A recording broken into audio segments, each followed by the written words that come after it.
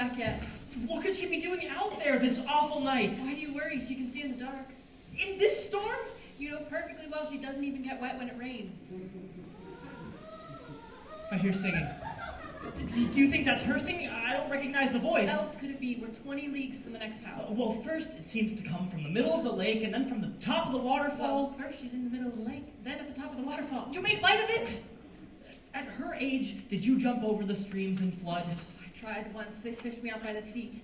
Only a few times did I foolishly try to do what she does 1,000 times a day, leaping the gorges, catching the waterfall in a bowl. Oh, I remember the first time I tried to walk on water. You're too lenient with her. A girl her age shouldn't be running through the forest at this time of night. I am serious, Eugenie. She shouldn't be washing her dishes on top of a cliff or saying her prayers underwater. Where would we be today if your parents had let you do that? Maybe someplace besides here. Doesn't she help me with the chores and you with your housework? What do you want? Your plates aren't spotless? That's not the question. I'm telling you, I've never seen her wash or polish. She likes to work outdoors. Yes, but whether she has 3 dishes to wash or 10, whether she has 1 pair of boots to polish or 5, it doesn't matter. It makes no difference. They all take the same amount of time. 1 minute at most. The wash rag is dry, the wax tin untouched. Her hands never get dirty, and do you know what she did this morning? Has there been one day in all these years she hasn't surprised She us? lifted the gate of the trout pond. All of the trout escaped. I was only able to recatch this one for supper. There it goes again. It's just the wind. I tell you, it's Undine and her. I just hope we don't get a repeat of those theatrics she pulled during the last storm.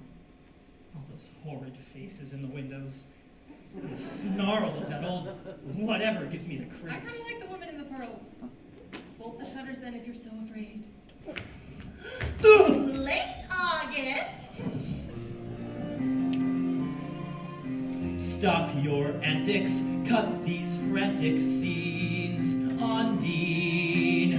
Mind your father, you know fully well just what he means, Undine. I've had it up to here. He's fed up. So then let me be quite clear. Listen up. We like to go to a show rather than it coming here. You may claim that it's all games and fun, alright. But stop these hat tricks. These theatrics must be done for the night. Diffuse your father's rage. You heard what she said. It's time to act your age. Head off to bed. Come home, darling. Now it's time to clear the stage. Good evening, dear Eugenie. Hi.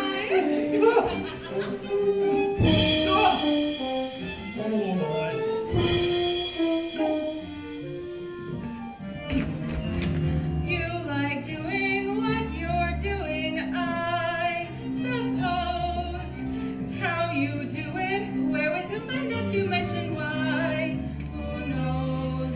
I'm going to count to 3. By the time I do, I want you here with me. Am I getting through? Why not come back, hit the sack After a nice cup of tea. Spare us worry, why not hurry home to us? If you're not in it, in a minute you'll be left to the gale and gusts. Stuck out in the storm. In the wet and not cold. tucked in, dry and warm. In your blankets rolled. Come home, Undine. Now it's time to stop this fuss. I'm going to count to 3, Undine, from 1 to 3. If you're not back inside by then, we're done. You'll see. I'll bolt the door and lock you out. And you can sleep with your free-range trout. You're not serious, August. Oh, I'm serious, Eugenie. 1! You hear me, Undine? 2! I'm not playing around! 3!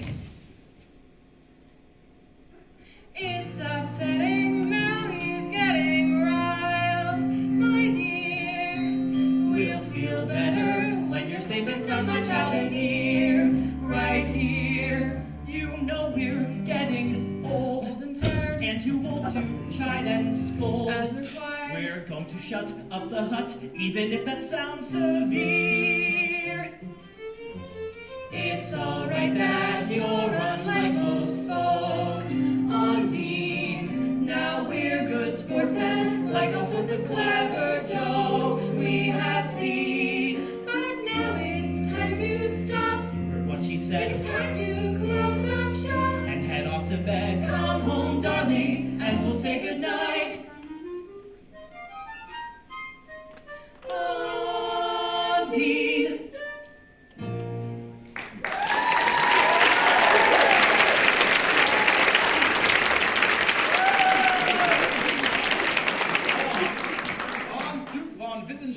Wittgenstein.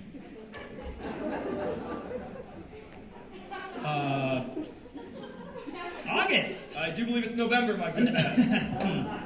My name is August. I took the liberty of stabling my horse in your barn. The horse, as everyone knows, is the most important accoutrement of a knight errant. I will go at once and rub it down, my It's lord. already done, thank you. Away from home, I do the rub-downs myself, because in these parts, you people rub the horsehair in the wrong direction, making it lackluster. I like to be able to see my reflection in the horse's flank. May I?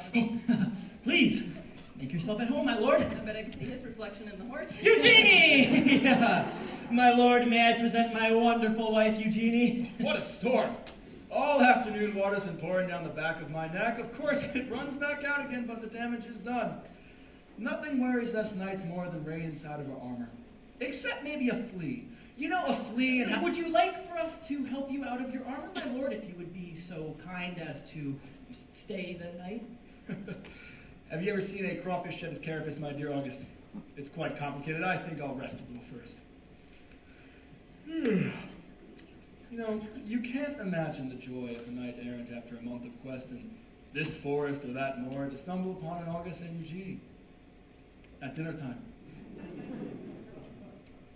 I know it's bad form to pose questions immediately upon the arrival of one's esteemed guest, but maybe you'll pardon my asking if you're hungry. Oh, why, I am hungry. Very hungry. I would share your meal with pleasure. Thank you. Well, we won't be eating, but here I have a fresh trout. Maybe you'd like to eat it. That goes without saying. I adore trout. Do you prefer fried or grilled? I take my trout poached. Poached? Some folks like to eat their fish boiled or gently fried, while others love a salt-cured dish, bagels on the side. There must be a million ways or thereabouts to cook a trout. Now let me list a few.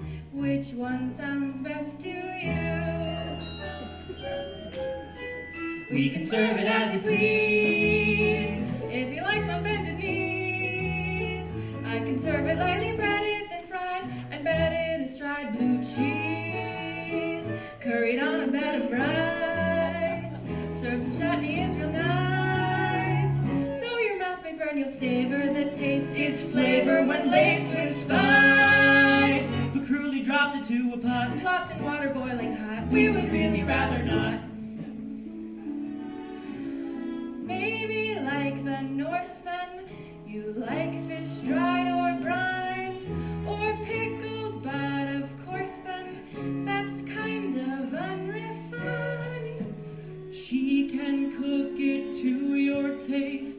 If our Viking is to your liking, I'd gladly do that too, and serve it up to you.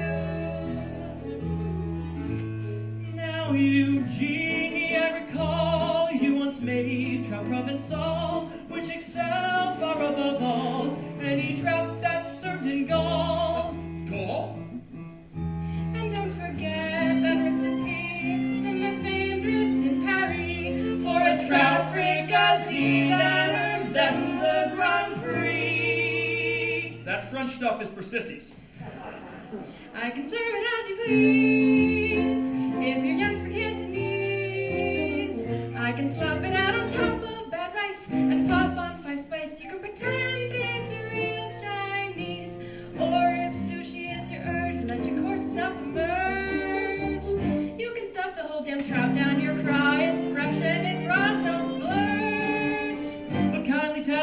think, what you want to eat and drink, and we'll serve it in a blink. Trout Florentine in a tureen is so yummy. Trout thermidor you will adore in your tummy. Trout teriyaki, trout steamed in sake. Trout is fantastic with herbs in aspic. Cold, lukewarm, or piping hot. We can serve it, but please not. we beg you please do not coerce us to do something so perverse, something so depraved when cooking a trout. There's without a doubt nothing worse than cruelly dropped into a pot, Crudely dropped into a pot. popped in water boiling hot. Popped in water boiling hot. We would really rather not.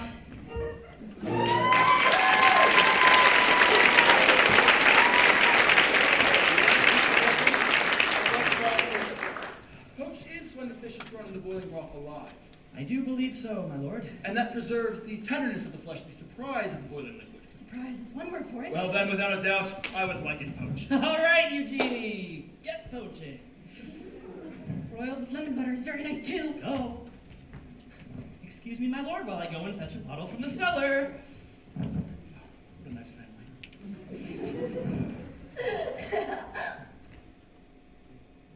Oh. How beautiful he is. I beg your pardon. I said how beautiful he is. I never knew men could be so beautiful. I think my heart has just stopped beating. Look at that little ear. Oh, just the way it looks. It's like a little seashell. Who do you belong to, little ear? What's his name? His name is Hans. I don't doubt it. When you're happy and you open your mouth, Hans comes out. Hans von Oh, Wittgenstein. and when you're sad and a beautiful sunrise lifts the clouds from your heart, in spite of yourself, you say, Hans. Hans von Wittgenstein. Have you come to take me away? Hans von Wittgenstein. What a lovely name. So lovely it even has its own echo. Have you come to take me away with you? Hans von Wittgenstein.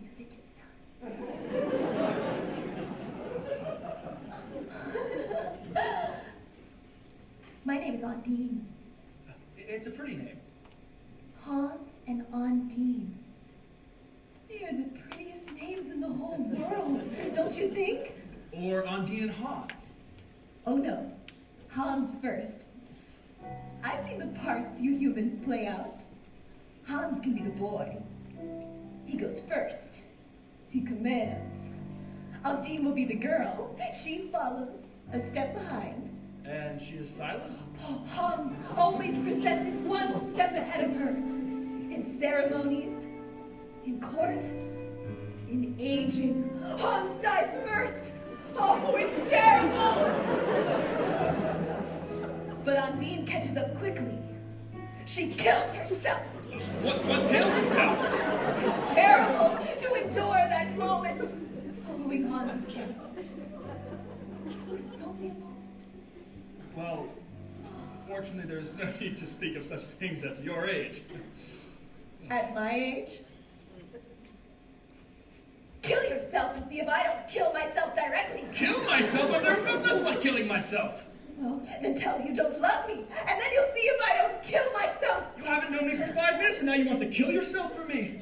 It's been a half hour, and still you haven't told me you loved me, kissed me, sat me on your lap, or proposed. Sit you on my lap in all this armor. Oh, that. I have a way of taking off armor.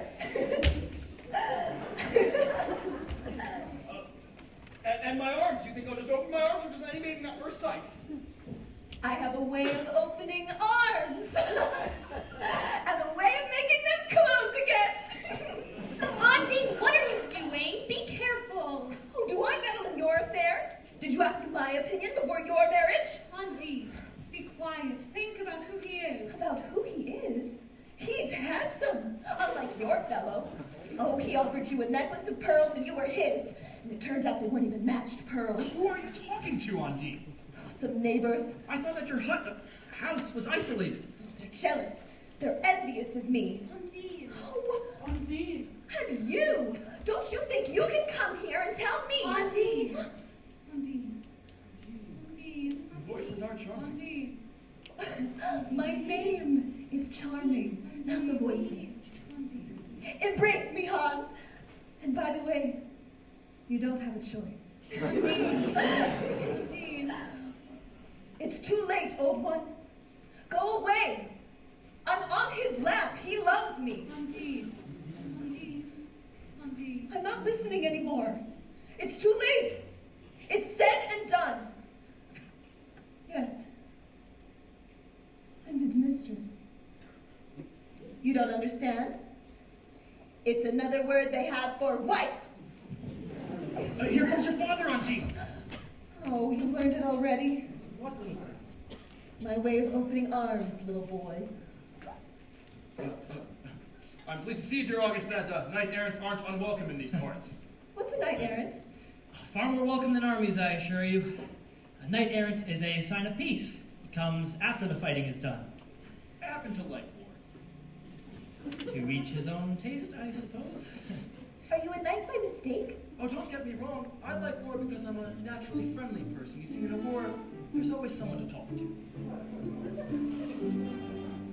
There are qualities inherent in a knightly knight-errant, and they make it quite apparent, indeed betray,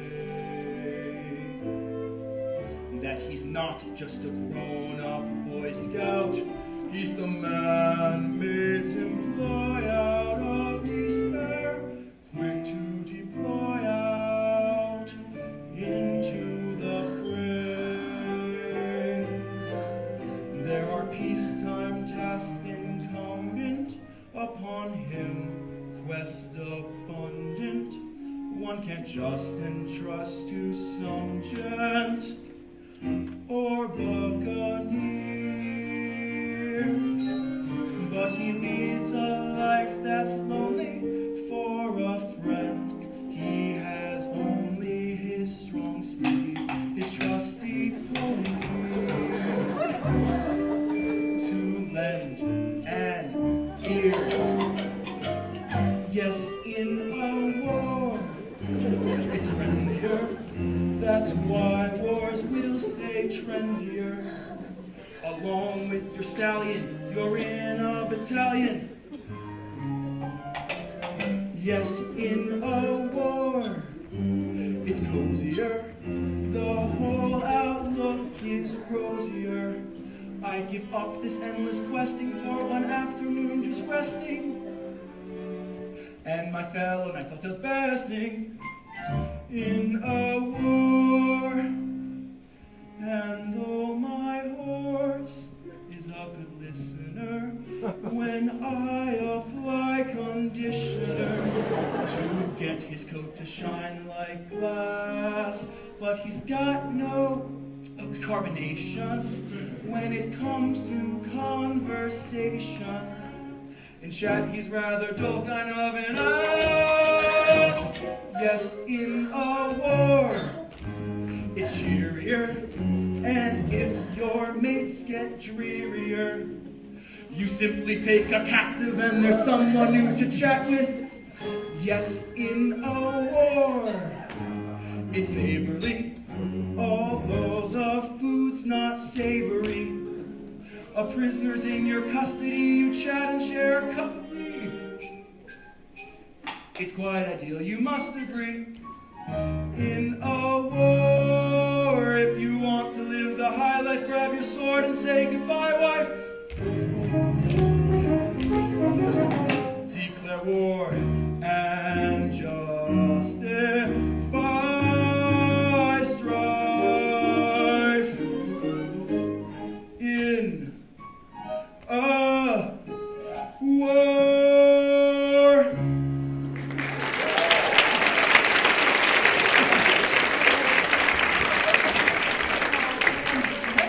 You sent you on your quest to our part of the world, my lord? What do you think? A woman, of course. My fiancée, Bertha. Your poached trout, my lord. It's magnificent. You dared to poach a trout? It's okay, my dear. It's cooked the other way.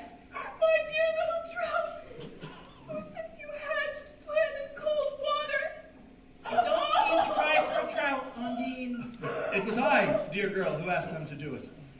You. I should have known. Now that I see you up close, I can see that you are a beast. Our sincerest apologies, my lord. Undine! You don't understand anything, do you? Oh, it's here with the courage, there with the chivalry. All this questing and besting and jousting and jesting. You look for giants and dragons that don't exist. And when a beautiful, innocent little creature jumps in a cold stream, you catch it and poach it in boiling water? And then I eat it, child, and find it tasty. I'll show you tasty. Where are you going, Undine? There's someone out there who hates men like you and has always wanted to tell me what they know about them. I always covered my ears before. I had my own ideas. But enough of that. I'll listen to them now. Go!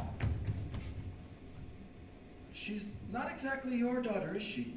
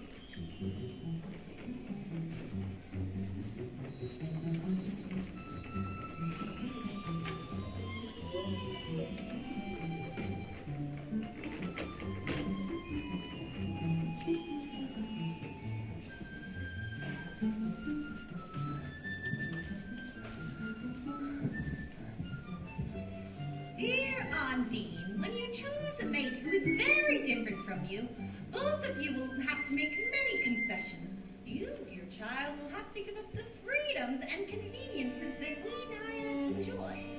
Are you prepared to do that, Undine? Yes, old one.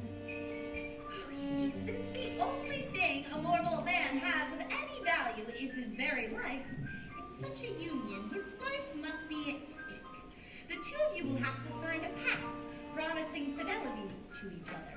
This is much like a human marriage. Do you understand? Yes, old one. If he betrays you, he will die. And when he does, you will forget him forever. But Hans won't betray me. He's so, well, noble and upright. Right. I hope so, dear Undine. I do hope so.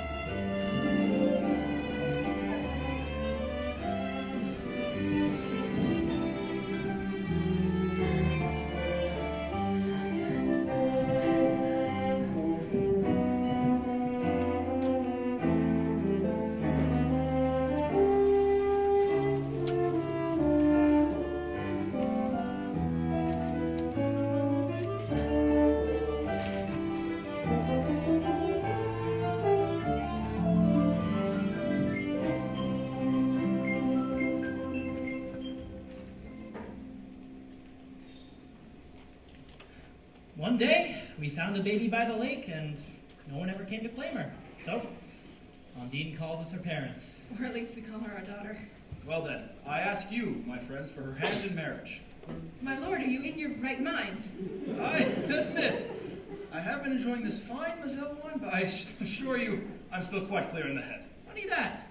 I could have sworn I saw Undine filling that flask at the waterfall about 2 weeks ago. And there it was in the cellar. And I think when it's the best inspected- vintage I've ever tasted in my entire life. Yet, I assure you, I've never been of sounder mind than when I ask you now for Undine's hand. I want to hold that hand. I want it to lead me to the wedding, the battle, even to my death. But, my lord, one cannot have two fiancés. That would be too many hands. Oh, yes, Bertha. Bertha is, well, perfect. And there are forces surrounding Undine. Very powerful forces. And I thought the rule, first and foremost, in the Code of the Knights was to be faithful to one's betrothed.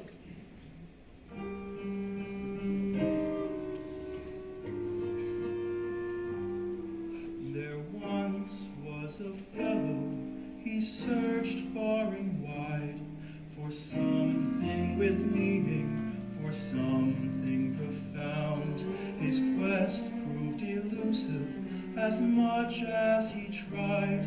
He never bound a giant, no dragons were found. Then during a tempest he found by the lake a warm and cozy cottage and his lucky break.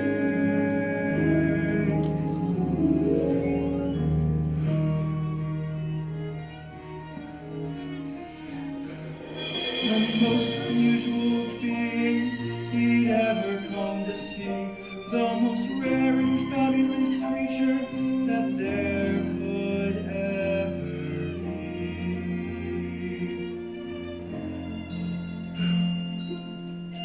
One moment flowed her tears, her laughs the next, capricious moods that left him vexed. She waved, and the armor fell from his heart, his soul enslaved by her golden beauty from the start. Come from some other world, this blonde Undine, a girl unlike any other girl he'd ever seen. What kind of man could ever stand to let her go? She passed through the downpour without getting soaked. A trout boiled in water, her fury provoked. He knew from the start, from his involuntary embrace, she'd be the greatest challenge that he'd ever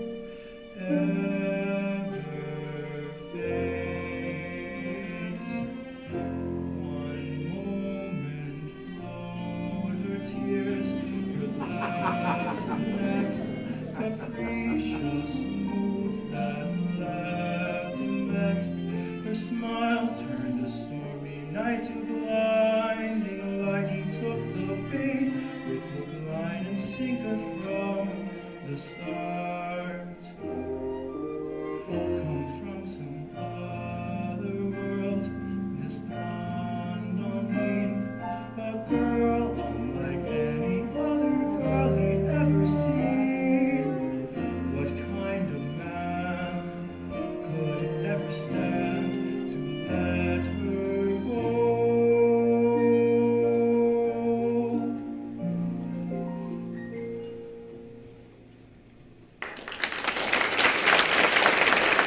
Tell me honestly, what did you think of this fellow? He recognized that by dumb luck he stumbled upon someone truly exceptional, and then he went and married some princess named Bertha. Well, You don't dare answer, do you? Well, let me confess, that fellow would be some kind of fool. But, my lord, there are forces surrounding All us right, that you'll Eugenie, it's never time for bed. understand. All right, You'll my never lord, thank you deserve so my much. Your hand is beautiful yours. Undine. Have a You great will night. die. Oh, good night. Long day.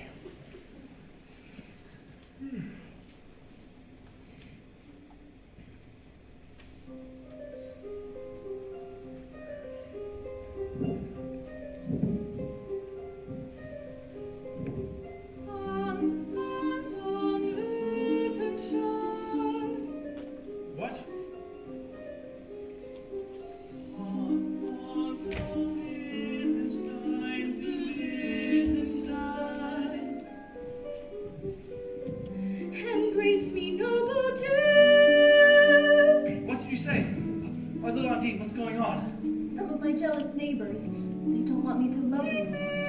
Handsome knight. Not bad, that one. Not the prettiest of your friends. Not the prettiest, but definitely the trickiest. Oh, Hans, dear, take me in your arms. They think you can be seduced by any beauty who comes along. They think all men are like that. Another one. Not this. Enough of your games.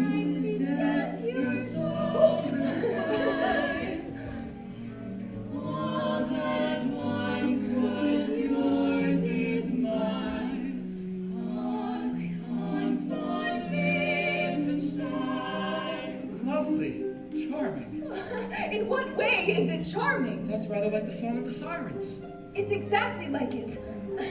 Those newcomers stole it from us verbatim. But don't listen. Your cashews twist and turn.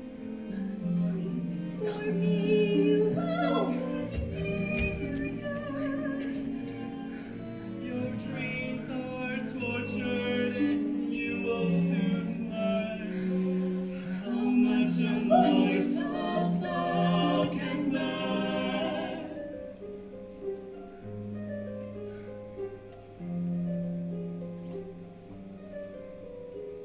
You have lost on tea. He has you by his side, but he looks at me. They're talking nonsense. Ignore it. He has you by the hand, but he lives for me. You have lost on tea. He has you in his arms, but he longs for me.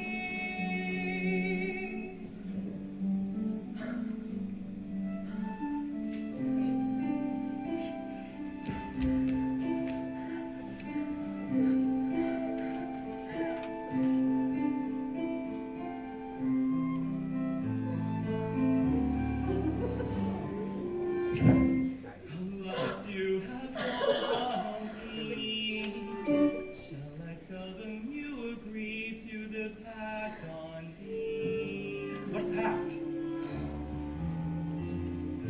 Yes, you can tell them. You can tell them all. Those who swim and those who swarm, those whose blood is cold or warm. In the rivers, in the lakes, the ocean, you can tell them of my love's devotion.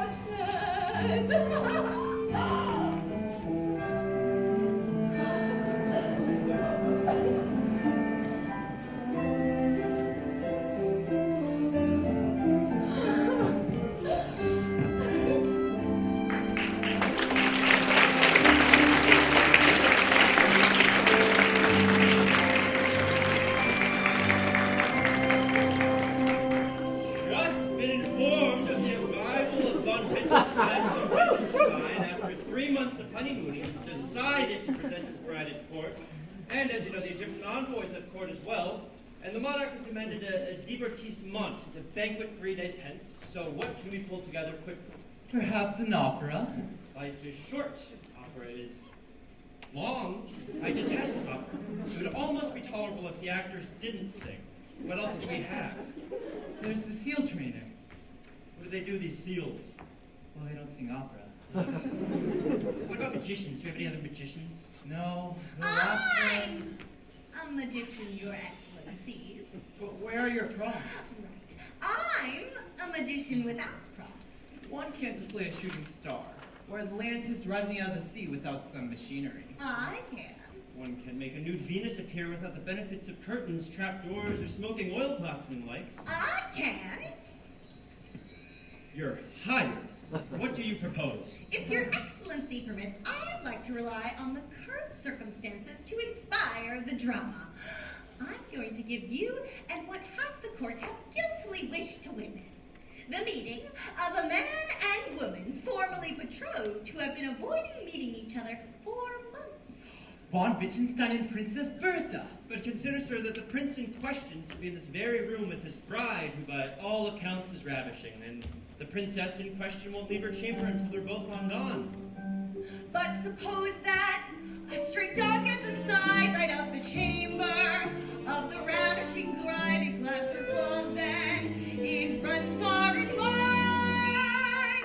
What must a doting husband do but the thieving mud pursue?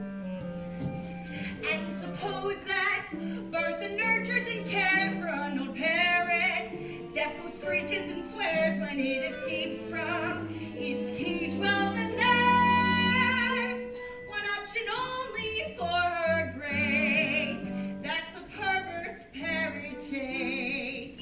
But surely her grace's ladies in waiting would catch the bird for her, and the chamber's guard would never permit a dog into the guest apartments. But suppose that the good ladies that night look out the window and they get quite a fright because there's a camel there in the moonlight. They bump the bird cage as they free, and the birdie is set free. And suppose that there's some jerk with a gull who throws banana peels down in the hall. The chamber guard slips, then takes quite a fall. Great Haskin runs the playful pup as the guard tries to get up. Bananas and camels are very rare in these parts, though. But in fact, the Egyptian envoy arrived this morning with both. But why make this horrible meeting happen? Because they're going to happen sooner or later anyway. But surely that is their business, not ours. My dear sir, when you are as old as I am today, you may see that life is a poorly written play that suffers from lack of direction. My magical skills allow me to tether the theater and life inextricably together, thus furnishing both directions. But choose less innocent victims. Too late. What was that noise? That's the sound the chamber guard makes when he slips on a banana The peel. camera! Quick, hide! Can you maintain this pace all evening, magician? I'm quite impressed. Behold!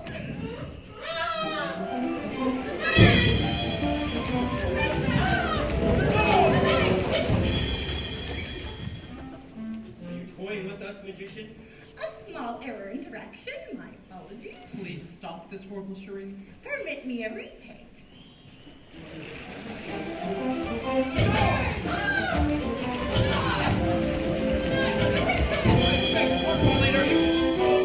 Bertha! Have I hurt you? Not a scratch. I'm an oaf. Yes.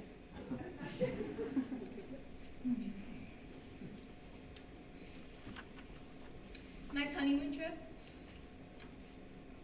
Marvelous. A blonde, I hear. A blonde, the sun passes wherever she goes. That must make it hard to sleep at night. Bertha. Just, You must have suffered being in my arms the day of your departure. But I didn't suffer. Bertha. I didn't suffer. I would have been happy if it had lasted forever. It was you who opened your arms and sent me away in the first place without losing a minute, for vanity, or who knows what. Take my advice. When you meet the right man, swallow your pride, embrace him right away, and don't ever open your arms again. And that's what I'll do. I love my wife. Goodbye.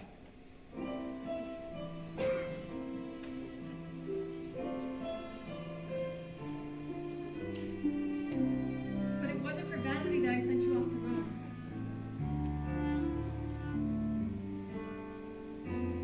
For all I wanted was to keep you close to home. You had to venture from on the quest to which you duly swore.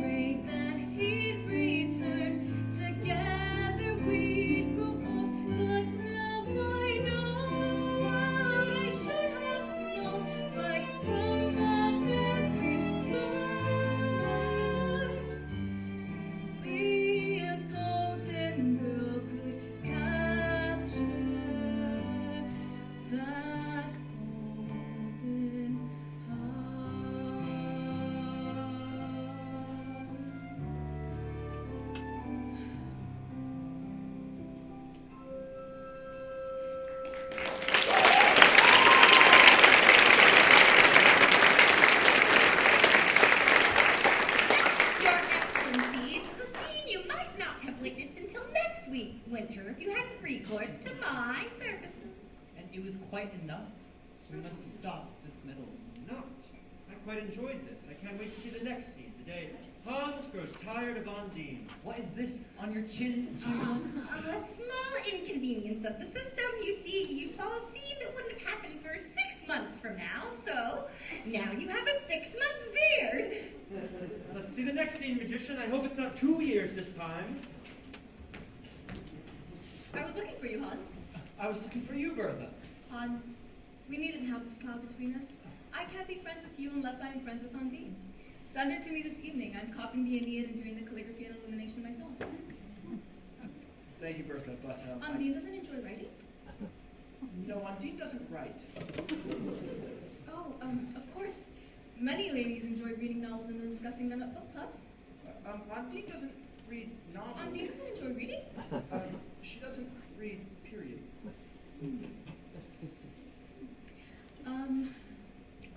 What about embroidery? You must be kidding me. You have a wife who doesn't read, write, and doesn't embroider? Nor does she know how to play the flute, ride a horse, or like to attend a hunt. She roots for the fox. What does she do? Well, she swims a bit. What an angel. But be careful, it's not good to be seen as in school at court. Now that point leaves me unsettled, Bertha. She is disarmingly outgoing, but has only the natural world for her guide for how to behave. I give her instruction, but without success. In every courtly protocol and social interaction, she seems to be, well, like a fish out of water. Entrust Undine to me, Hans. With me, she wouldn't have to fear gaff. I know the rules of jousting and the hunt as well. What she needs to know more than anything is to be well versed in the privileges and the traditions of the Wittgenstein and their secrets. Well, our families being so intertwined over the years, your traditions are practically like ours. Try me. What color drapes the Wittgenstein shield upon entry into the arena? Royal blue, trimmed in squirrel's tails. Ours are blue, trimmed in ermine. Dear Bertha, the Wittgenstein posture when crossing through the gate. The lance crossways, the charger at a canter. And the curse? Oh, it's worse, your curse. You will make a wonderful knight's wife one day, Bertha. Hello. How right he is. Princess Bertha can do everything, and she can negotiate any situation. Wait, what is this about a curse? Oh, behold.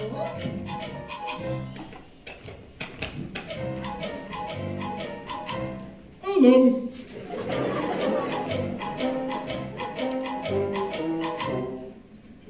A curse is a curse, and who's the hearse? Until I'm there pulling the hearse. What's worse, you ask, or more perverse? It's the curse of higher ed. The Wittgensteins have a curse, you see. That curse was the subject of my degree, my thesis for the PhD, my foray into higher ed. She went to college. Medieval history was my domain. King Charlemagne once brushed my mane. I knew Prince Hamlet and his Great Dane. Plus, forward!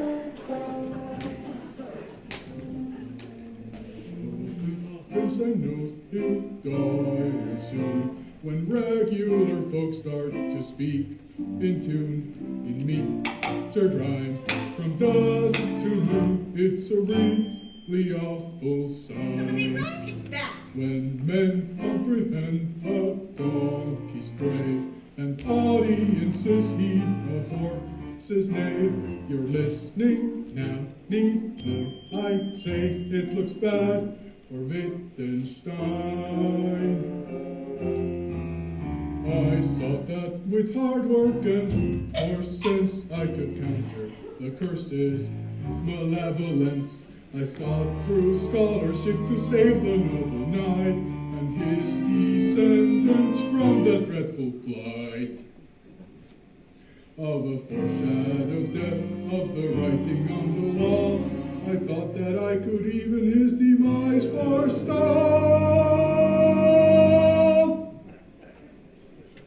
But as it turned out, I only proved the terrible curse couldn't be removed.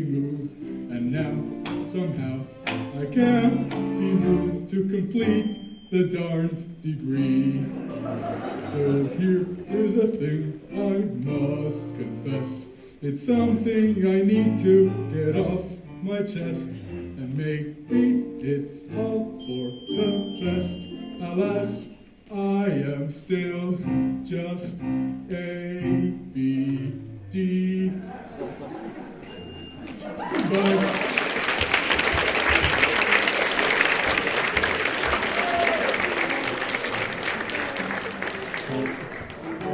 Not. But it would make me so Changing happy. a third-class reception into a water festival is unthinkable. Every time we fill the pool, it costs a fortune. I can have it done for free. Even if we were receiving the Fisher King, he would be received on dry grounds.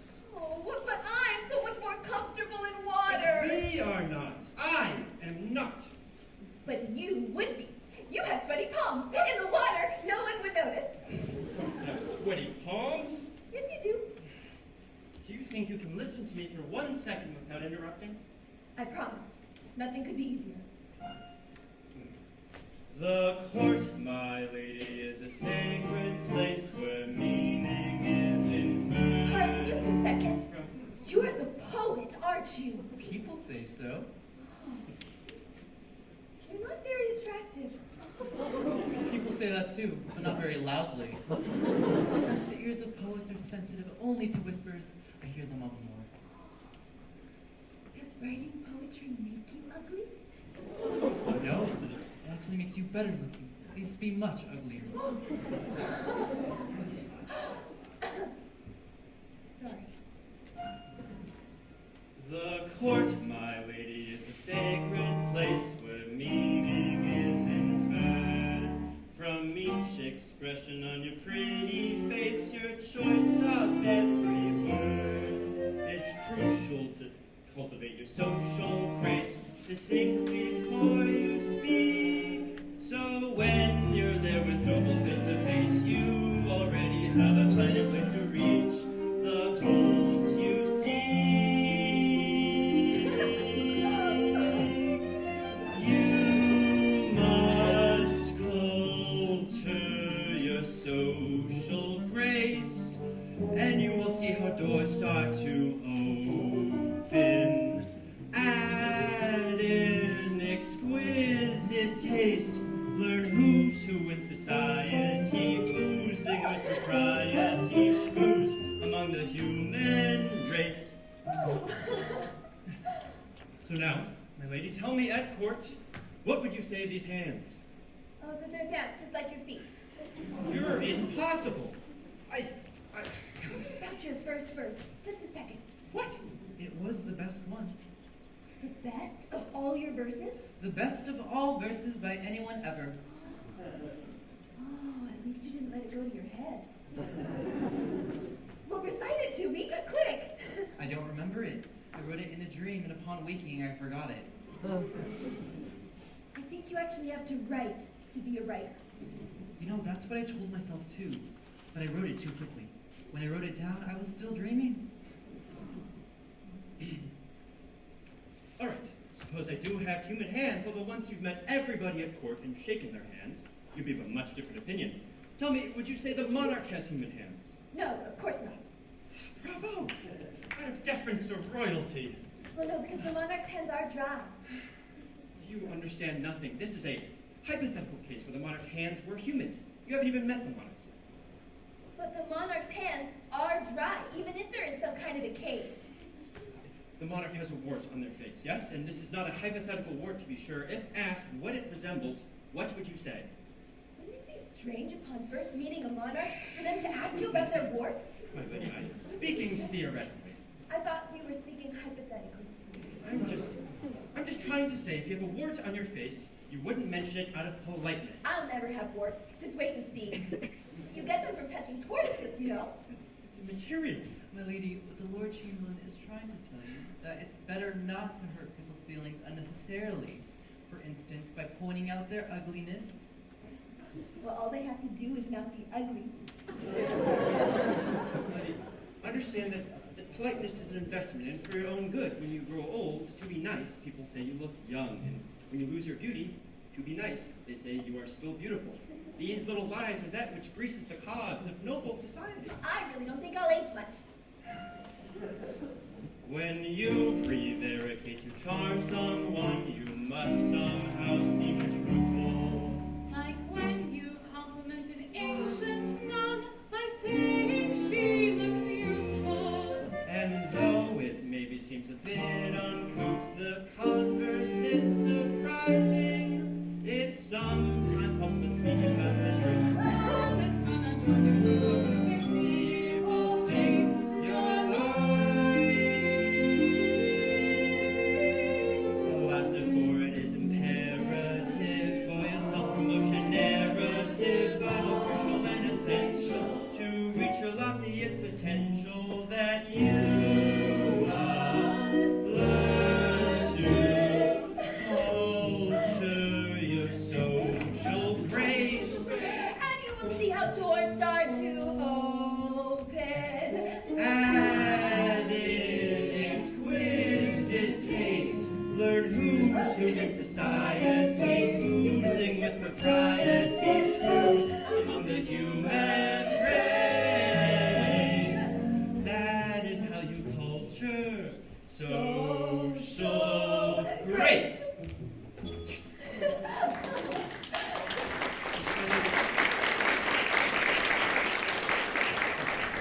This concludes our lessons for the day. I have just enough time to propose to you the questions the monarch will propose to you this evening. You are the sixth bride to be presented at court, so you will undoubtedly be asked about the sixth labor of Hercules. The monarch is very proud to be named after Hercules, who was a hero in ancient Greece. My lady, Walter will tutor you on the labors of Hercules. These are heroic acts such as capturing Cerberus or slaying a many-headed sea monster. When asked by the monarch the question, you will repeat the poet's words exactly as you hear them, and for God's sakes, don't go running off to gossip with someone in the middle of it all. This Hercules killed a sea creature? The most terrifying of them all, the Hydra. Oh, I'll cover my ears. I don't want to hear about that assassin. Hans, dear, come quickly. The chamberlain has taught me how to lie. You'll see what dry hands have. Silence, indeed. When we meet the monarch, you will bow. You, old one?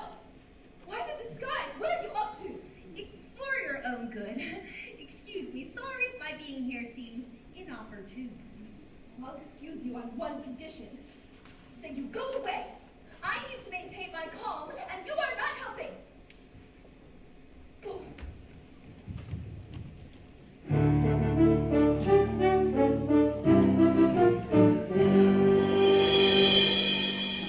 My lady! Introducing Hans von Wittgenstein to Wittgenstein. And Undine. I receive you, darling girl, in this hall consecrated to Hercules. As you know, Hercules is one of my many given names, but all of them my favorite. Now, let me ask you some questions about that other Hercules, dear Undine. How many labors was he asked to do? 9. 9, Your Majesty. Just so. The Lord Chamberlain whispers a little loudly. But your voice sounds charming, if only heard for 4 syllables. Now, if you look up at the panel above my throne, you'll see a painting of the woman who deceived Hercules. She was beautiful, but had deceit in her heart. What was her name? Bertha! What did she say? You will never have him! Never! If you touch him, if you speak to him, I'll kill you! Be quiet, Undine! Never have. What is the matter with her? She's mad. Oh, Your Majesty! Save us! Save you from what, child? What danger can there be at this celebration? Your Majesty, it's horrible! You have a husband for whom you've given up your whole world. He's strong, he's handsome. I beg you, Undine. I know what I'm saying. Oh, you are a beast, but you are handsome. And all those women know it. And certainly she knows it. Little Undine, calm yourself. You must promise me that you'll leave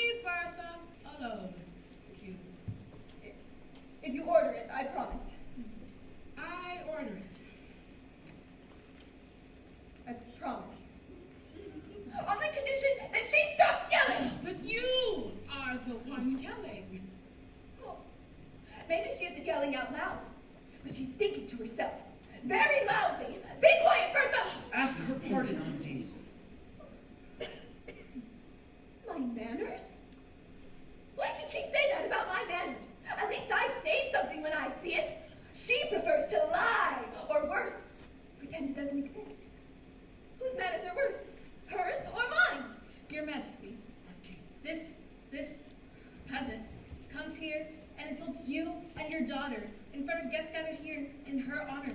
Don't you think enough is enough? Your Majesty, permit us to take our leave. And for forever, I have an adorable wife, but she's not suited for court. Your Majesty, don't you see how they are conspiring? She is lying! Undine! Undine, my daughter does not lie. Thank you. I've recently learned how this lying business is done. She does not speak the truth, no matter how obvious it is. Has she ever dared My to lady, mention? no, Has no. she ever dared to mention the wart No! on her face? Probably the biggest wart on the face of a monarch. You must have touched an awfully large tortoise. But a wart isn't as bad as the boil you get from rubbing a catfish, or the sadness you suffer when you've just dropped a little live trout in boiling water. Ladies and gentlemen, let's adjourn to the ballroom. I will speak alone with the girl. Thank you.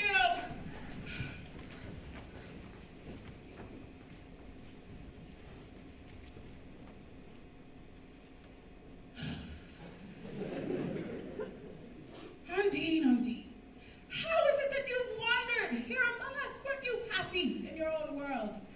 Oh, it is lovely at the lake, but then Hans came along and he's just so beautiful and splendid. I had to go with him, and now they want to take him from me. Surely not, surely not. Duke von Wittgenstein has far too much valor to yield to temptation. But it's a secret. If he does, he will die. Oh, is that the punishment for infidelity amongst your kind? Amongst us, infidelity never happens. Well, sometimes there's a case of mistaken identity if the water's murky.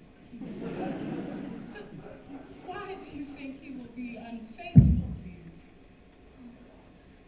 I never even knew such a thing existed until Hans came along.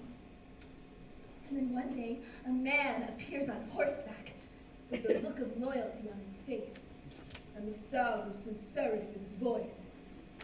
And all of a sudden, the whole lake was boiling with the words, "He will deceive you." Poor little Undine. But everything about Hans gave me confidence. His bearing, which is straight, his word, which is clear.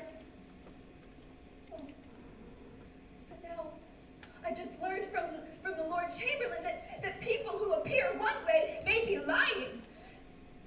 I realized I was wrong about Hans. I was wrong to agree to the pact. What pact? My relative, who is a monarch of sorts, although very different from you, Your Majesty, said to me, "We will let you leave our world and marry Hans, but you must agree to this pact. If he betrays you, you will die." Well, in that case, you must leave here and return to your home. With Hans? But he is so clumsy in You water. have had 3 lovely months with Hans. You need to content yourself with that and return while there's still time. Leave Hans? He is not for you. His soul is too small, and you risk involving him in the thing humans fear most. Infidelity. No. Humans deal in infidelity all the time. Theirs and the people closest. Transparency. Absolute honesty. These are the things that we fear most. And when Hans realizes that your soul is not as murky as his, he will feel threatened and you will be lost. So Hans is afraid of his own nature? Well, no wonder he's so drawn towards Bertha. They're so alike. Your Majesty, suddenly I've had an idea. When Bertha was yelling, I noticed that every time I tried to pull her and Hans apart, I only drove them together. So I'll do the opposite. No. I'll arrange for them to see each other every day for hunting, reading manuscripts, dancing. Oh, and I'll be terribly sweet to Bertha and help her with her illuminating. And then Hans will know that I accept him just the way he is. And he won't feel threatened by me anymore. I have humans all figured out. That's my solution.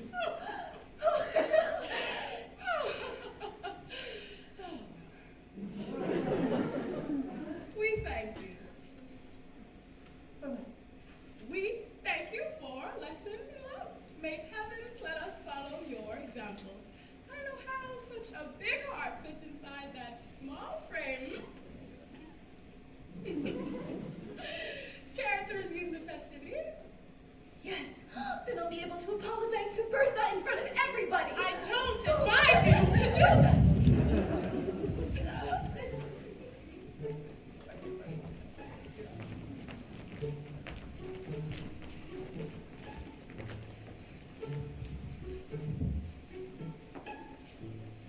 Do we care if the sky is falling? Not if peasants' work conditions are appalling.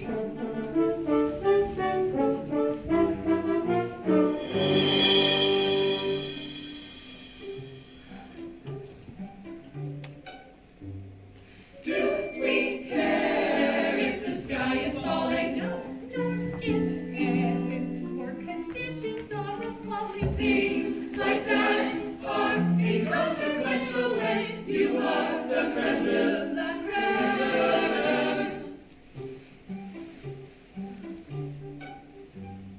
Do we care if the sea is rising? No, We're not bothered if the masses are uprising. peasants should remain deferential. Thank goodness we're us and not them. We are not them.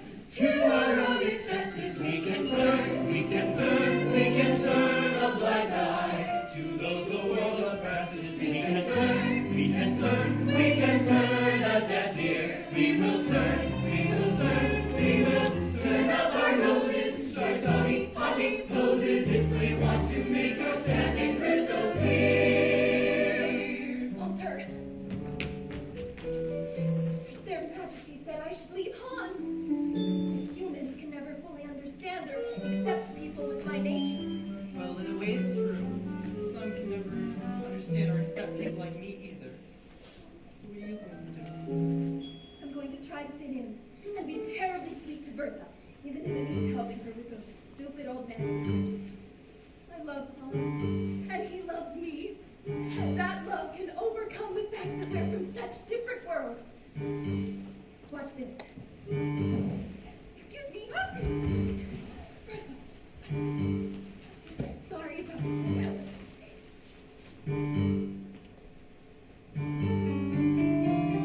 So the land's racked with plague and pestilence, while we eat our legs proposed by excellence. Wash it down with some Bordeaux or Chablis. Thank goodness we're us and not them. We are not them. Do we seek equity and justice? No. Status quo, that's what a proper upper crust is. Might makes right, and right we will always be, since we are the creme de la creme. To our own excesses we can turn, we can turn, we can turn a blind eye. To those the world oppresses we can turn, we can turn, we can turn a deaf ear. We will give, we will give, we will give the cold shoulder to rude interlopers.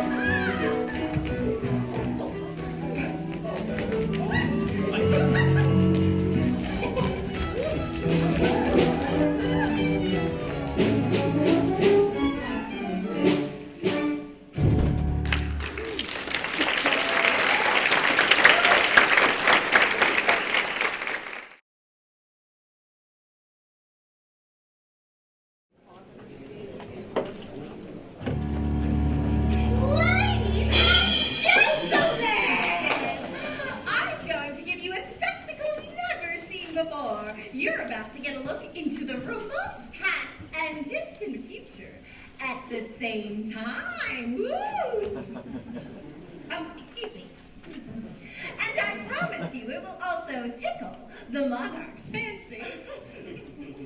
Let the games begin!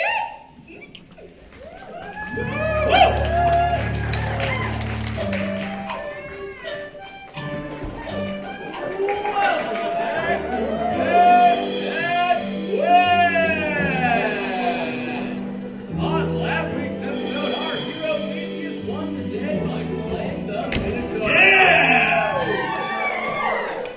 Now let's see what metal our next hero is made of. Jason, star of the hit miniseries Jason and the Argonauts, come on down. Oh yeah! Let me hear you! Oh yeah! Oh!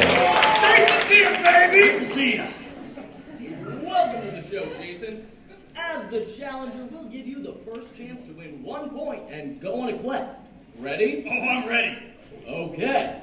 Is the quest behind door number 1, door number 2, or door number 3? 3. Theseus, your choice. Number 2.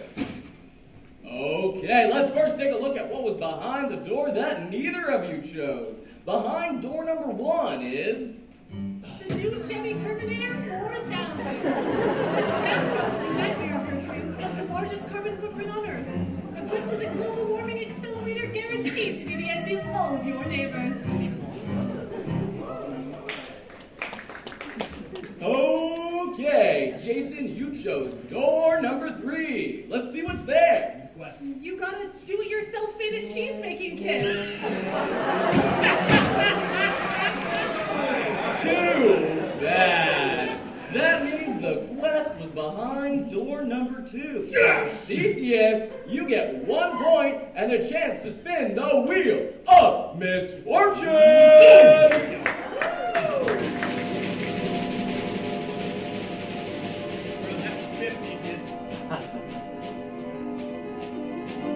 Slay! Your quest is to slay the centaur! Yes! Here we go! And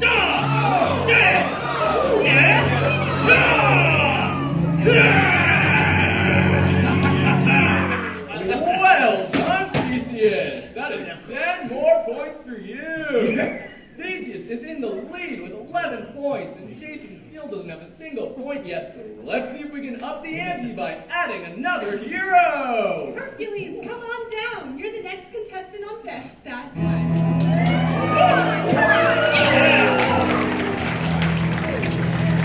Now, what is your name, young man? Hercules, hey,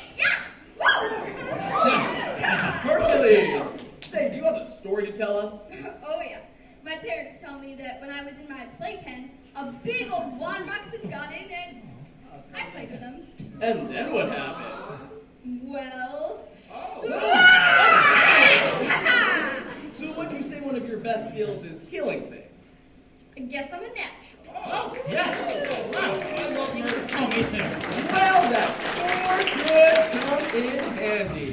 Because Hercules, you're the next contestant on The Bachelor! How was that? It's time for the final rose ceremony. Hercules, you must decide whether to give your rose to Hera or Aphrodite. When you're ready. Hera, that date night that we had, so romantic. Aphrodite, you're just so stunning. So, it's a really hard choice, but I have to choose me! What is Well, that sure was shocking, folks. But you know what, Hercules? We're going to give you 1 point for self-love. Yeah. And you know what? We'll also give you a chance to spin that wheel. Oh, I do love the wheel. It's a good part of the game. It's the best, yeah.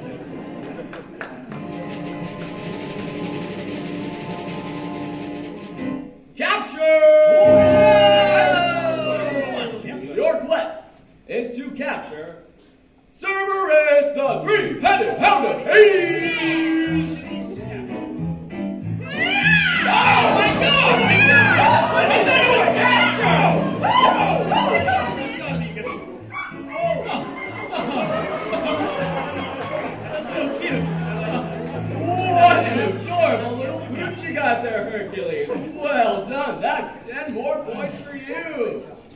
now tied for first place with 11 points. Theseus also up there with 11, and Jason still no points.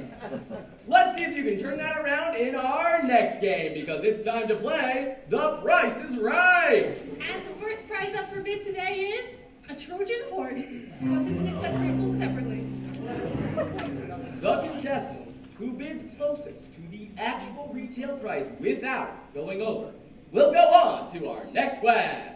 Hercules, let's start the bidding with you. 2,500 drachmas. 2,501 drachmas. 1 drachma. And the actual retail price Let me hear it. is 1,932 drachmas. So, Jason, come on down. Here we go. Oh yeah. Now, let me see it. Slay! What you got for me?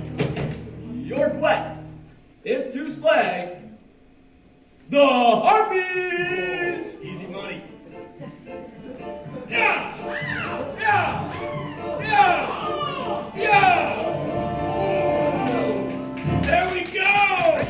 Well done, Jason. That is 10 points for you.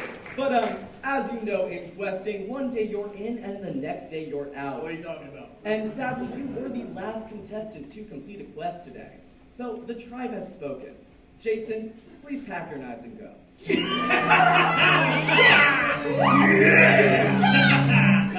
And with that, it's time for password. Contestants, grab an audience volunteer. And the secret word is agoraphobia. Agoraphobia. Like, if you see a spider and you scream, you've got Common sense. When you're afraid to go to the market and buy groceries. COVID-19. Like, if you have a phobia. When you're afraid of fresh fruits and vegetables and produce, Sugar addiction as a result of McDonaldization and the spread of food deserts. that's a really good answer. I'm sorry, folks. That sound means we are out of time. The word we were looking for was agoraphobia. Volunteers, go ahead and take a seat. Contestants, let's head back to those podiums. And while that round may have been a bust, let's see if we can keep things spicy by adding a new contestant. Are you ready to meet your next opponent? Bring him on! Oh, Theseus, you shouldn't assume gender. Although this next contestant does identify as a man, and a he, him, his sort of manly man at that. Odysseus, king of Ithaca and star of the eponymously named hit epic, The Odyssey, come on down.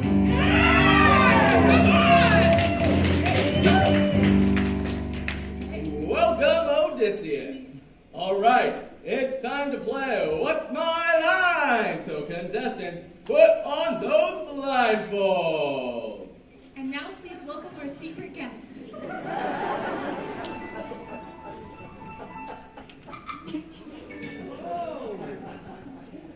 Does your occupation in any way involve stealing, capturing, or slaying? Yes.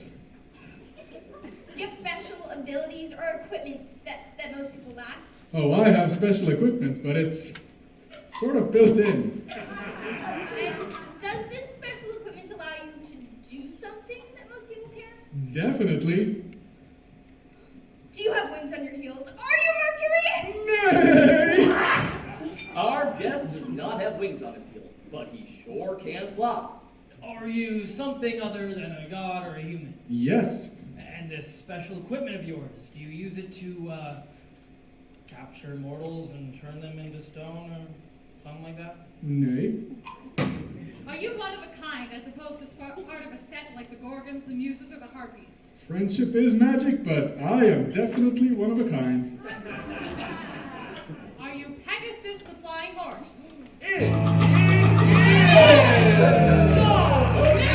You get 1 point and a chance to spin the wheel of misfortune.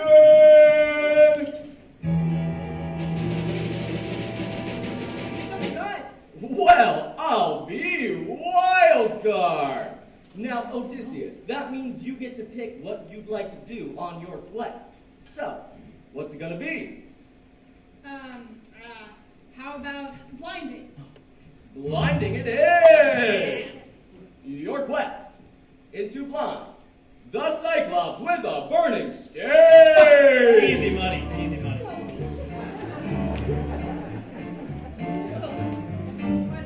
Hey, Zeus!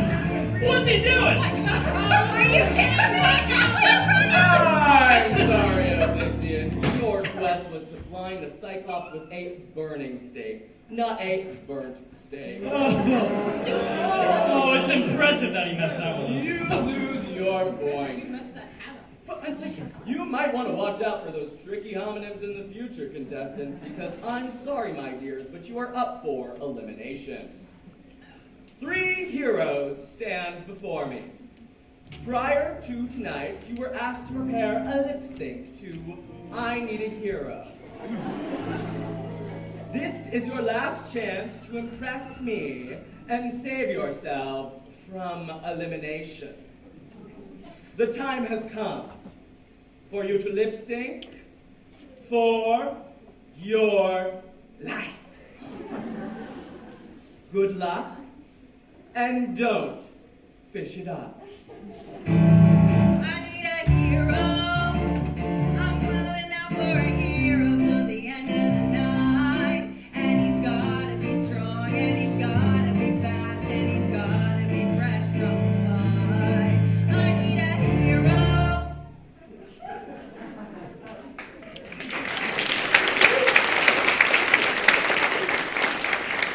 Heroes! I've made my decision. Odysseus, Theseus, you will forever be heroes in our hearts. But your journey has just begun. Now, sashay away. Hercules, you're a winner, baby! And you live to slay another day, because your quest is to slay the Hydra! Stop! Stop!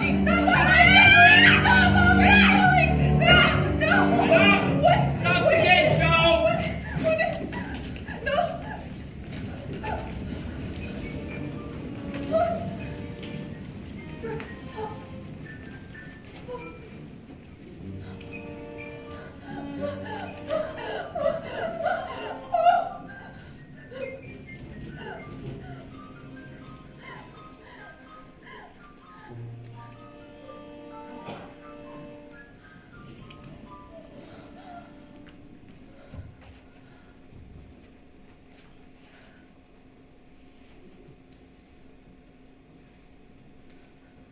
Undine, what are you doing here?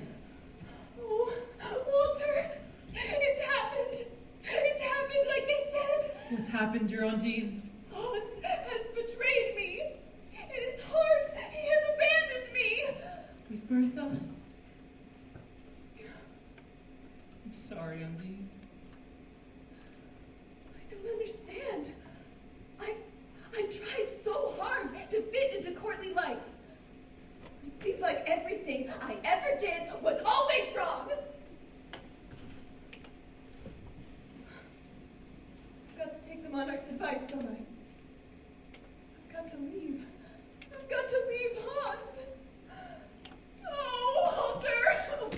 I'm going home. And do you believe that because of your pact, his infidelity means he'll have to die? Yes!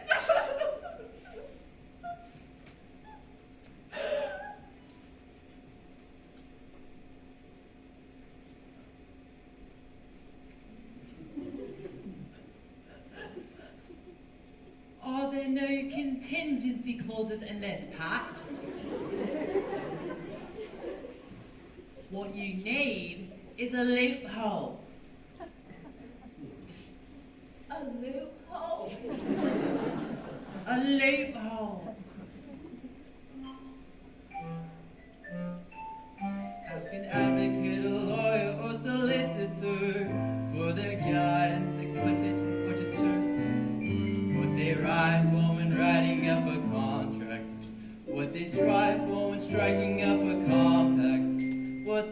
eye for as their hand makes stealthy contact with your purse.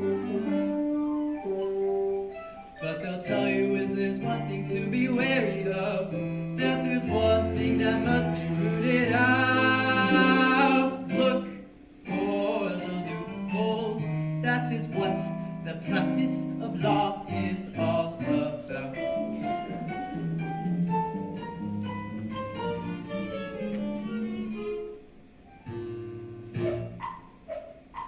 Look for loopholes, make the record crystal clear. Pesky, nasty loopholes can come back to bite you in the rear. If you want to be darn sure that the other party can't come back and sue, look for the loopholes, and the law will work for you. But my situation is the opposite. I want to get out of an existing compact.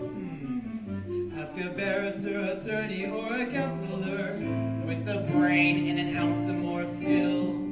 Just use handshake grease your yearly lease to circumvent, or make revisions to provisions that affect your rent. Find a judge who might just fudge the validity of a testament or a will. But she'll tell you that you needn't spend your heart on cash, on a bribe, just pay her instead and she'll look for the loopholes, and she'll guarantee the results will be ideal. Oh, yes.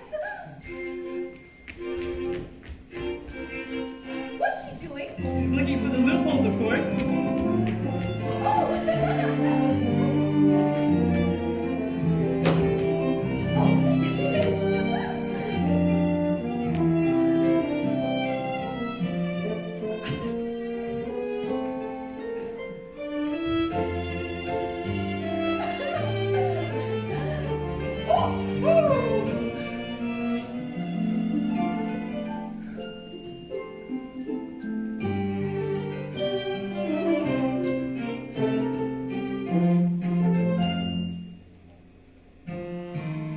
You outline a will and so bequeath your houses.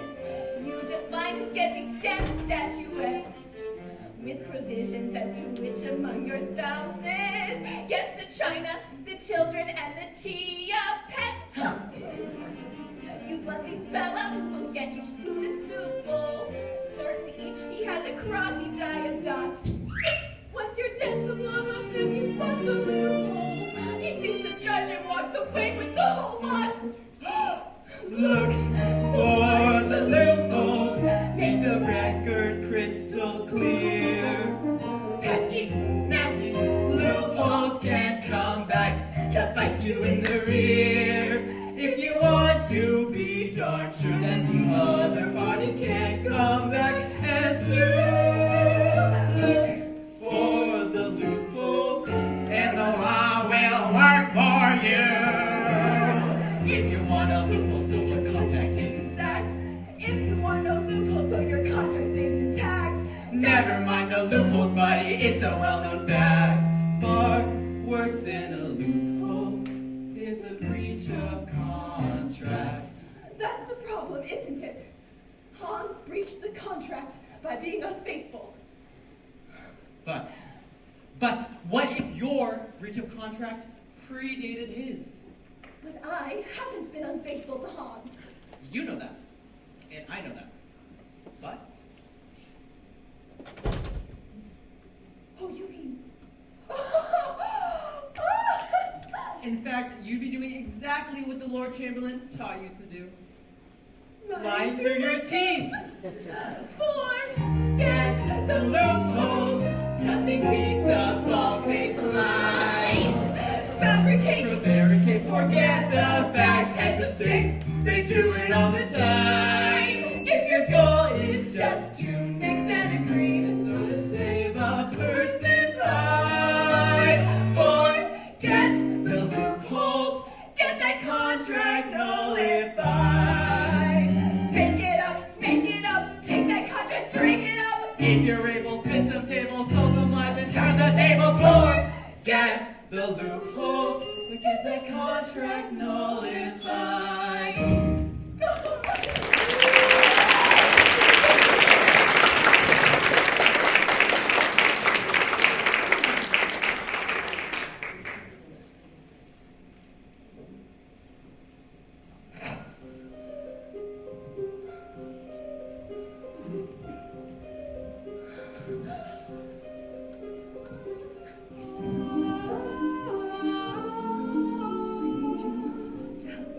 I don't understand, Undine.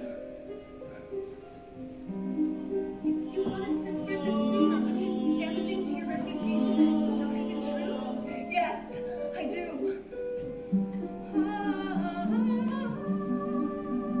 This human world without nymph opus makes no sense at all. I know, dear sister, but it's what I must do. Will you also help me stage a scene with Walter for Hans to see? We're skeptical, Aunt, but we will help you.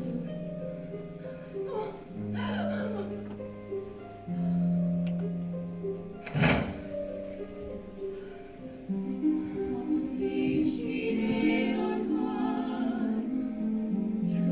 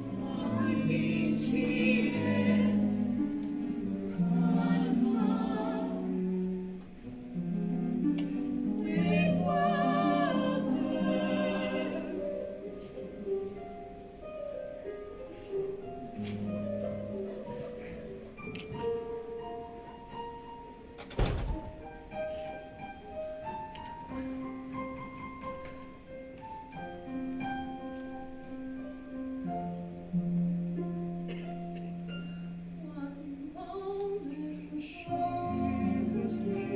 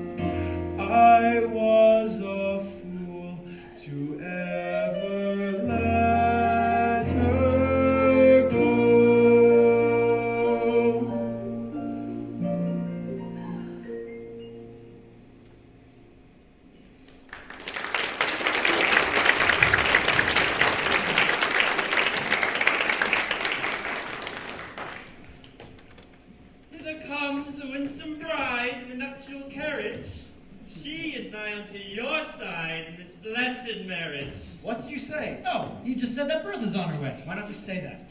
Hans, why are you so agitated? Are you nervous about the wedding? It's just all morning the servants have been using such flowery language. They're just reveling in the happiness of the day. Or quite possibly sucking up, as servants so often do. It's the curse.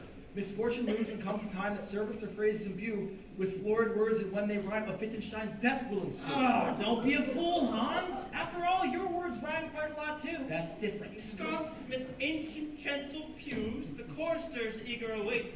The fanfare provides the cues, the wedding to initiate. Enough! As our wedding day approached, every stream, every fountain seems to be saying, Undine cheated on Hans with Walter. Forget it, Hans. Undine has run away, and your marriage to her has been annulled thanks to your generous contribution to the diocese. Now, think of Bertha and your happiness together. Where is Undine? All of my hunters and fishermen have searched and made since the day she disappeared, and yet she's not far away. I found a wreath of starfish on the chapel door this morning. Only she would do such a thing, to mock me. The bridal bevy at the portal, currently... What do I do, Robin? I think I'm losing my mind. I fear that my death is imminent.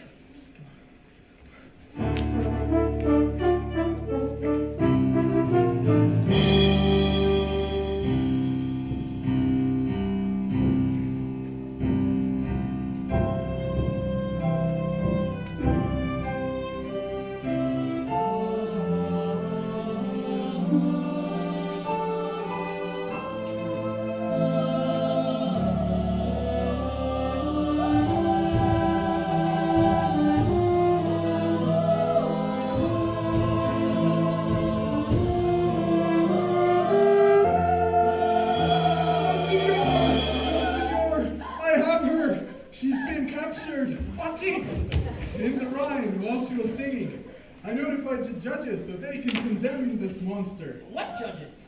The ecclesiastical tribunal. They investigate the supernatural. Last week they were called in to capture a basilisk in an apple tree. Why would you bring her here? Can't you see we're about to be married? The trial must take place immediately, and Duke von Wittgenstein is the complainant. Her hands are not the least bit well.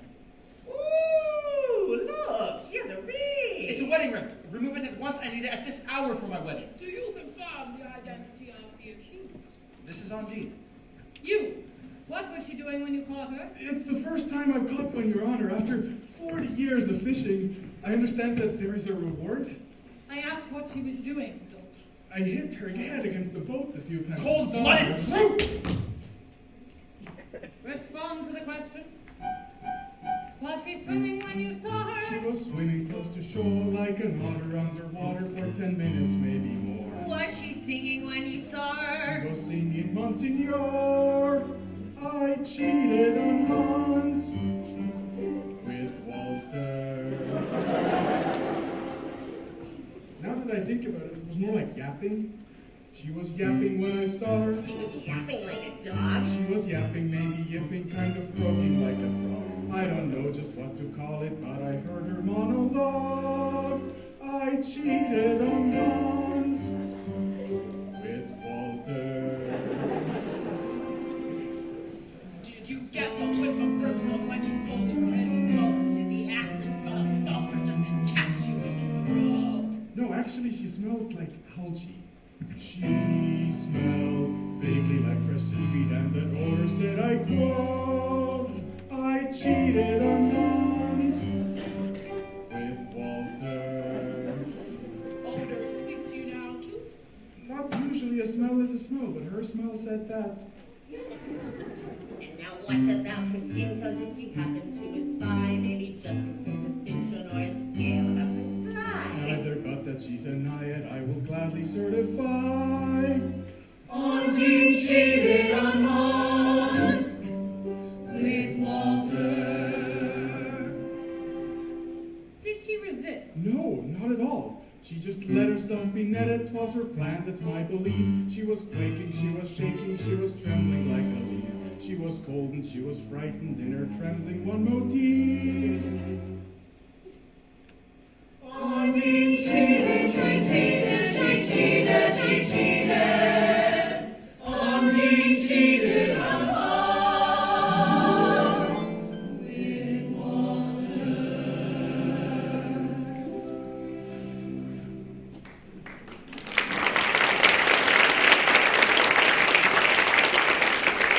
About the bounty. Enough, imbecile! Duke! The testimony of a professional is required in the identification of an aquatic monster, although it seems to me there is no doubt. I swear before God that she is one. I saw one just like her in the aquarium at Nuremberg last week. That one and a seal were playing in the pool? Yes. So the reward is tripled for catching one alive, correct? You shall come back after the trial to collect it. You are dismissed. And my net? Can I take my net?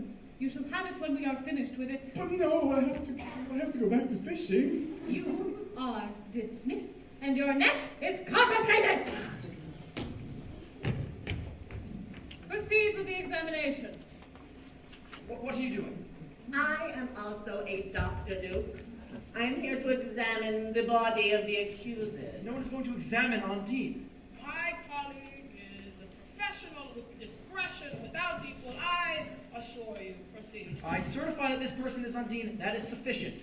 I understand your concern, Duke, but I am able to, without touching the body of the accused, look at her through my glass and determine if her body parts differ from those of human ones. You will examine her from where you are without your glass. It is not your decision, Duke.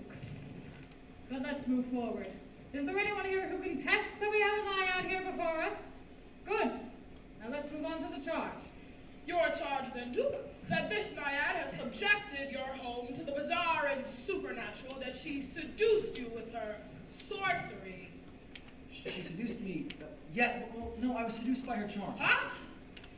Did she use witchcraft to cast a spell over you? Did she summon a demon to possess you? Undine demonic, who could say such idiocy? Naiads are of this world, not the other judge.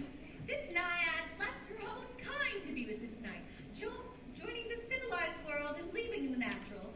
Before meeting Hans, she could do 20 things a day that you would call miracles. She gave all that up and accepted human frailties. Is it not true, Duke? Yes, she made many concessions for my sake. The woman, this Duke, accuses you of introducing into his home, instead of the loving Christian wife to which he is entitled to, of being fixated on science and the truth, contemptuous of godly existence, thus unloving and uncaring. Undine, unloving and uncaring, who could ever claim such a thing? It is really difficult to follow you, Duke. Undine loved me as no other man has ever been loved. Are you sure of it? Look at her. Hearing her you speak, she trembles with fear. With fear? No. She isn't trembling with fear. Look at that fear with your glass, Judge. She's trembling with love. Yes, that's it. I accuse this woman of trembling with love for me, of never thinking of anyone or anything but me. Not herself, not her own nourishment, not her own people, not God. Duke. Don't you understand, judges? This woman pushes love to the point of blasphemy.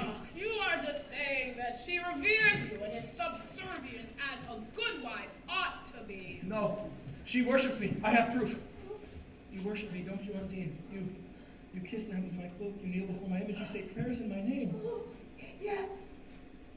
Oh, where does this lead us, Duke? We are tasked with judging a naiad, not love. But that's just it. It is love that I accuse. I accuse the most true love of being the most false, the strongest love of being the most vile. Is love a woman who is utterly faithful to her abusive husband? Is love a child who gives up their dreams to care for their parents? That love may be unconditional, but is it right? But this woman who has lived a life of love for me has cheated on me with the poet Walter. Walter. We are verging on the brink of incoherence here. A woman who loves you to such a degree couldn't possibly be unfaithful to you. Did you cheat on me with Walter? Yes, I cheated on you with Walter. Swear it. Swear it before the judges. I swear that I cheated on you with Walter. You do understand the penalty for a woman admitted to adultery. You understand that admitting to it, rather than lessening the injury, increases it. Yes.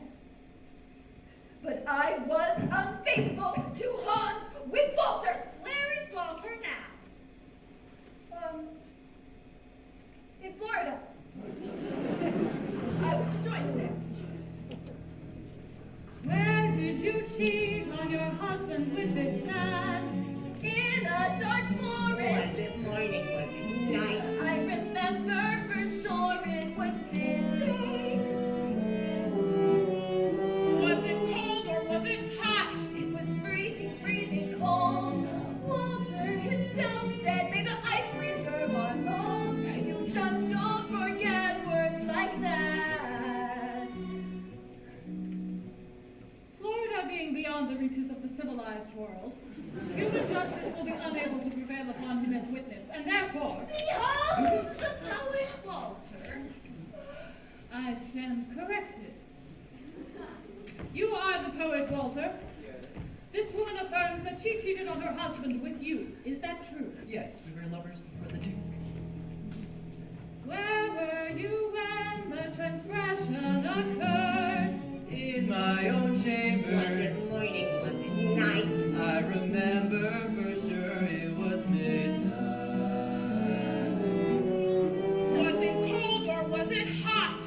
was sweltering, sweltering hot. Undine herself said our love burns like fire from hell. Just don't forget words like that. Perfect. Everything is so clear now. Embrace her, poet. Take her into your arms.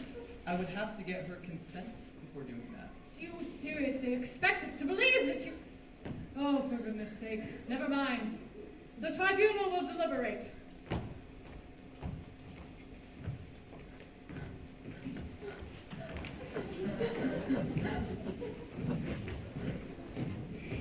The end approaches, Undine. Please, please don't kill him, old one. Your pact demands his death. He betrayed you. Yes, he betrayed me. And yes, I wanted you to believe that I betrayed him first. But you mustn't judge people by the standards of our kind. Human men and women often deceive each other. Often those who deceive each other are also the most faithful. We can't appreciate what it's like to be them, because they so often deceive themselves. But humans aren't the only ones in this realm, Undine, and even they have to submit to higher truths. Hans has betrayed you twice, and he will soon betray you for a third time. At that moment, he will die. A moment later, you will forget him forever. He had free will, but he made bad choices. No, even worse than that, he failed to make a choice and he betrayed. Oh, but how can he die? He's so young, so strong, so beautiful. Oh, no!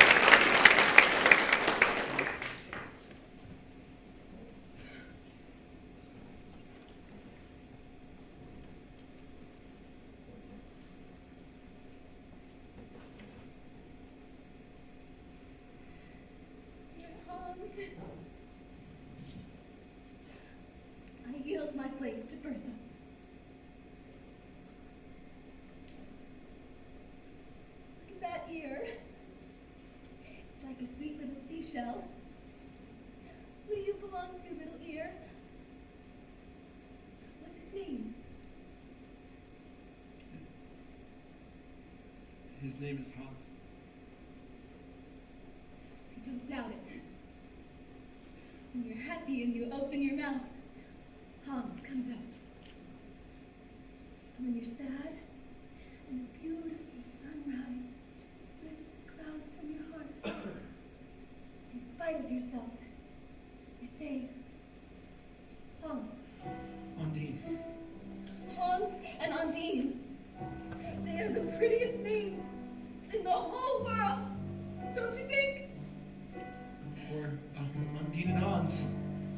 Oh no. Hans first. He's the boy. He goes first. He commands. Undine's the girl.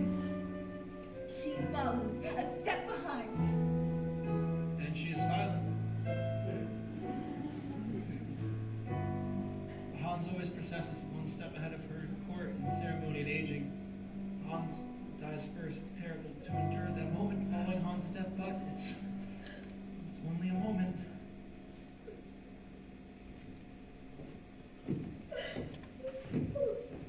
Duke, our role is concluded in this matter. We will render our judgment. We find this girl, Undine, guilty of transgressing the boundaries of nature, having betrayed her own race, and having posed as a member of ours. It has, however, been revealed that she has always acted with charity and love. Love must not be given free rein. It would lead to moral decay, debauchery, and ultimately chaos. Charity must not be unconditional. If everyone were to give of themselves so freely, well, then the undeserving would get what they don't deserve. Therefore, Undine, this tribunal sentences you to death. Given your lack of intent, however, we will spare you the humiliation of a public execution, which will take place after the wedding. You may proceed.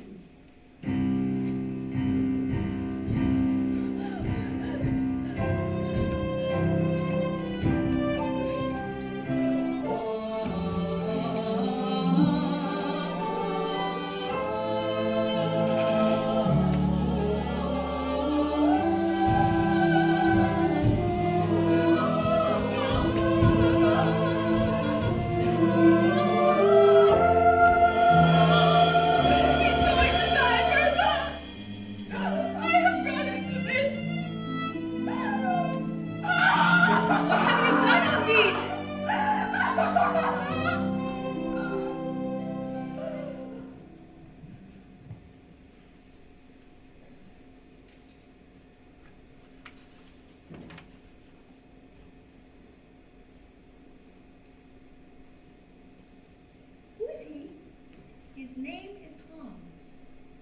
Oh, what a lovely name. Why is he so still? He's dead, Undine. Oh, well, can't he be brought back? This beautiful woman loves him so. Oh. Oh. Pretty. I think I could have loved him too.